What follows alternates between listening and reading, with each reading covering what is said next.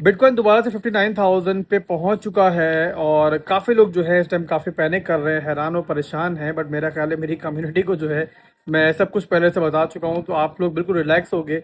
और यहाँ पे कुछ अलग बहरहाल नहीं हो रहा। टेक्निकली फंडामेंटली हर चीज़ मैंने आपको पहले क्लियर की हुई थी कि मार्केट ने बहरहाल ये मूव लेना है। और अभी यहाँ बस नहीं हुई है, बहुत कुछ होना बाकी है।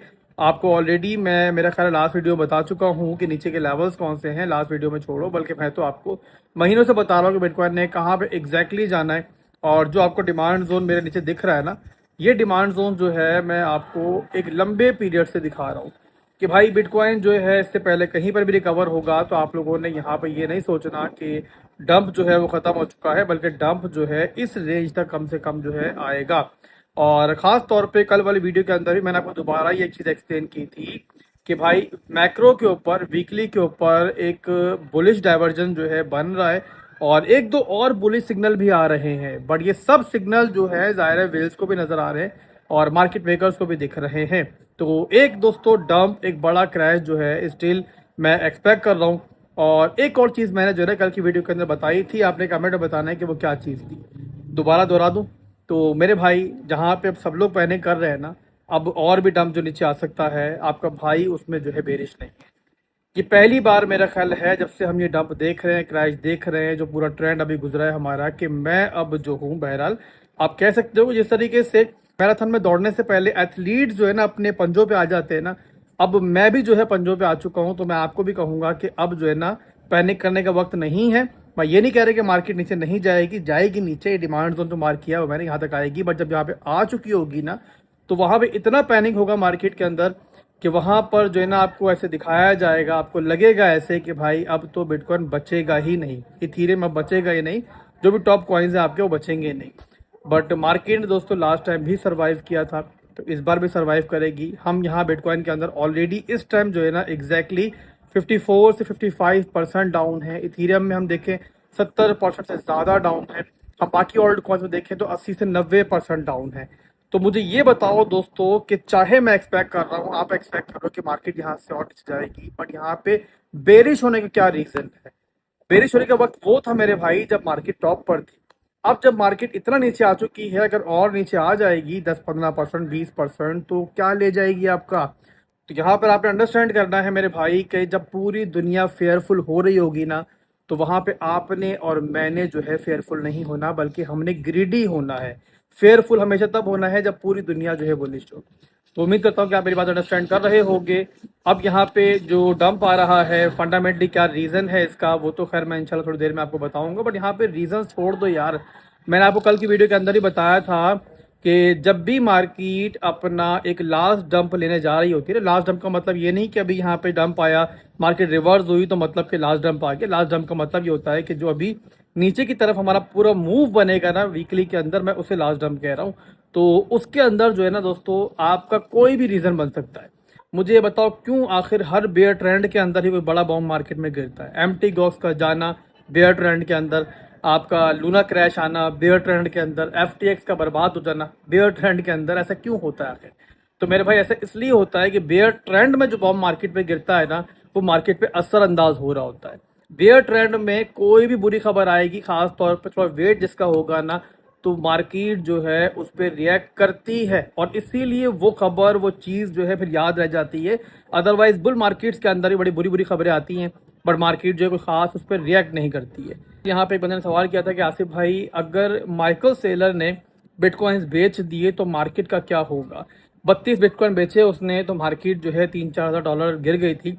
अगर वो 1000 बिटकॉइन बेच दे, इस टाइम कह रहे हैं लोग काफ़ी कि भाई जो उसका स्टॉक है ना वो क्योंकि $100 से नीचे आ चुका है, तो जो लोगों को उससे पैसे देने होते हैं उसके अंदर जो है उसे मुश्किल पेश आ रही है, तो इसलिए उसे जो है मजीद सेलिंग भी करनी पड़ सकती है। तो यहाँ पर दोस्तों आप लोगों ने इसके अंदर जो है ना सिंपल ये एक चीज़ अंडरस्टैंड करनी है, जैसे मैंने पहले बताया वीडियो के अंदर आपको कि हर दफ़ा जो भी एक लास्ट डंप आता है ना, जैसे कि आपको याद होगा 2022 की बेयर मार्केट में भी कि 20,000 से ऊपर ही जो है कुछ बुल साइंस आना शुरू हो गए थे, रिकवरी अच्छा होना शुरू हो गई थी। बट उसके बाद एक शार्प डंप आया था। तो रीज़न क्या बना था उस टाइम? बना था एफटीएक्स का क्रैश। तो इस बार भी जाहिर है ऐसा कोई रीज़न बनेगा। और माइक्रो स्ट्रेटेजी जाहिर है मार्केट के लिए एक बड़ा खतरा है, भागेगा मार्केट से, नहीं याद रहे मार्केट में मौजूद रहेगा। बट बहरहाल कोई बड़ी सेलिंग करेगा अगर, तो ज़ाहिर है मार्केट उस पर रिएक्ट करेगी। बट मेरे भाइयों, हमारे लिए जो है ना, वो इंशाल्लाह एक अपॉर्चुनिटी बनेगी, वैसी अपॉर्चुनिटी जैसे 2022 में FTX क्रैश लोगों के लिए बनी थी, जिसे हम लोगों ने तो अल्हम्दुलिल्लाह अवेल किया था। बट वहाँ पे बहुत सारी कम्युनिटीज़ थी जो फेयरफुल रहीं और 10,000 8,000 का वेट करती रही और उन्होंने बाइंग अपनी नहीं की। तो यहाँ पे अपने अंडरस्टैंड करना है मेरे भाई कि रीज़न कोई भी हो, मार्केट अपने ट्रेंड को फॉलो करती है। बट एक और चीज़ है जो आपने यहाँ पे अंडरस्टैंड करनी है, जो मेरा ख्याल आप लोगों के लिए जानना समझना बहुत ज़रूरी है। मैं प्रीवियसली भी आपको एक्सप्लेन कर चुका हूँ ये, कि हमारा पहला बेयर ट्रेंड जो था वो हमारा 84% तक मार्केट को नीचे लेके गया था। जो हमारा सेकेंड बेयर ट्रेंड था उसमें 77% मार्केट डाउन हुई। तो यहाँ पर आप लोगों को याद है कि 77% जब मार्केट डाउन हुई थी ना 2022 के अंदर, तो वहाँ पर लोग जो है ये एक्सपेक्ट कर रहे थे, वेट कर रहे थे कि भाई मार्केट 80% तक गिरेगी गिरेगी, क्योंकि लास्ट बियर ट्रेंड में ऐसा हुआ था और लोग वहाँ 12,000 का वेट करते रह गए थे। बट जिन लोगों ने लैडर बाइंग जो है ठीक टाइम पे की थी, जैसे कि मैंने और मेरी कम्युनिटी ने, आपको याद होगा 20,000 से लैडर बाइंग स्टार्ट कर दी थी, तो हमने जो है 75% बाइंग अपनी कर ली थी। हमारी लास्ट एंट्री ज़रूर मिस हुई थी, बट लैडर बाइंग करने की वजह से हम पीछे नहीं रहे थे। तो यहाँ पे आपने एक और बात याद रखनी है कि इस बार भी जो लोग ये वेट कर रहे हैं ना कि मार्केट 77% तक जो है ज़रूर गिरेगी, तो हाई चांसेस है कि वो लोग पीछे रह जाएंगे। और रीज़न मेरे भाई बिल्कुल सिंपल है, लॉजिकल रीज़न है कि हर बेयर ट्रेंड के अंदर जो गिरने की परसेंटेज अब क्यों कम हो रही है, क्योंकि हर बार जो है मार्केट में पैसा जो है बढ़ता जा रहा है। और जो पुरानी मार्केट थी वहाँ पैसा इतना नहीं था, उसके बाद 2021 में और पैसा आया और अब ज़ाहिर है मार्केट में बड़ी बड़ी इंस्टीट्यूशंस भी आ चुकी है।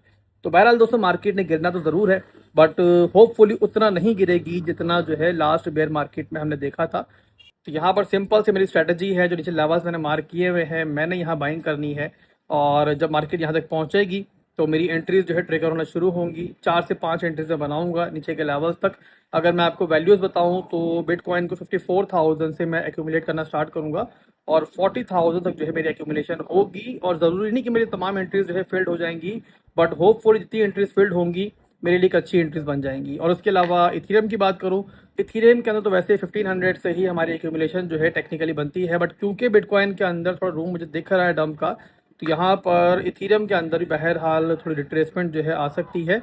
तो इस रीज़न की वजह से आप अगर कंजर्वेटिव रहना चाहते हो तो ये कर सकते हो कि जब बिटकॉइन के अंदर आप पहली बाइंग करो ना, तो वहाँ पे जहाँ इथीरियम मौजूद हो उसमें पहली एंट्री बना लो। इस तरीके से जहाँ बिटकॉइन के अंदर सेकंड एंट्री बनाओ, वहीं पर इथीरियम के अंदर भी सेकंड एंट्री बना लो। मत देखो लेवल्स को, और ऑल द वे बिटकॉइन के साथ ही जो है आप इथीरियम को या फिर अगर किसी और 2-3 बड़े ब्लू चिप ऑल्ट कॉइन्स को आप एक्यूमुलेट करना चाह रहे हो, तो आप इस तरीके से स्ट्रेटेजी के तहत जो है उनमें एक्यूमुलेशन कर सकते हो। एक बात यहाँ मैं ऐड कर दूँ, किसी भी ओल्ड कॉइन को अगर इस टाइम आप देख रहे हो ना, आप उसे एक्यूमुलेट करना चाह रहे हो, तो ये ज़रूर देखें ना कि आपकी तमाम जो भी अभी तक जो बुल ट्रेंड्स गुजरे हैं उनमें उस ओल्ड कॉइन ने कैसा परफॉर्म किया। पुराना ओल्ड कॉइन होना कोई बड़ी खूबी नहीं है, खूबी ये है कि उस ओल्ड कॉइन को सेलेक्ट करो जिसने हर बुल ट्रेंड के अंदर परफॉर्म किया हुआ हो। और इसके अलावा मैं एक लिस्ट और शेयर करूंगा आपके साथ आने वाले दिनों के अंदर, कि जो मैं एक्सपेक्ट कर रहा हूँ कि अभी जो है अगले ट्रेंड के अंदर जो है ना इंशाल्लाह अच्छा परफॉर्म कर सकते हैं। तो दोबारा रिपीट कर दूं मेरे भाइयों वीडियो के आखिर में कि इस बार जब मार्केट नीचे जाएगी, जो कि जाएगी, तो हम लोग जो है फेयरफुल नहीं होंगे। पहली बार ऐसा होगा कि हम बुल्स के साथ खड़े हो जाएंगे, क्योंकि यही टाइम है दोस्तों कि जहाँ पे हर कोई फेयरफुल होगा, तो हमें वहाँ पर जो है फेयरफुल नहीं रहना है।